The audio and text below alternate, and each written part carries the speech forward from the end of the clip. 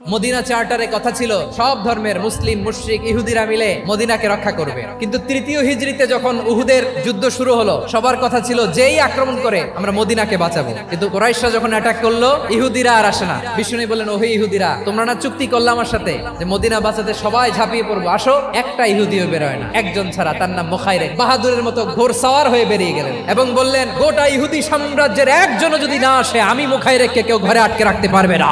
বেরিয়ে আসলেন, এসে বললেন, আমি মুহাম্মদের পক্ষে যুদ্ধ করব, আমি মারা গেলে আমার সম্পদ আমার উত্তরাধিকারীরা পাবে না, আমার সম্পদ তোমরা মুহাম্মদকে দিয়ে দিবা। সুবহানাল্লাহ বলেন। উহুদের ময়দানে 70 জন মুসলমান শহীদ হলো। এই ইহুদি সেও মুসলমানের পক্ষে যুদ্ধ করে নিহত হলো। মুসলিমদের লাশের পাশে মুখাইরিকের লাশ দেখে বিশ্বনবী মুখাইরিকের প্রতি অনেক খুশি হলেন, আর বিশ্বনবী খুশি হয়ে বললেন, মুখাইরিক, যদিও তুমি ইহুদি তারপরে তুমি সব ইহুদিদের মধ্যে সেরা ইহুদি। পড়েন সুবহানাল্লাহ।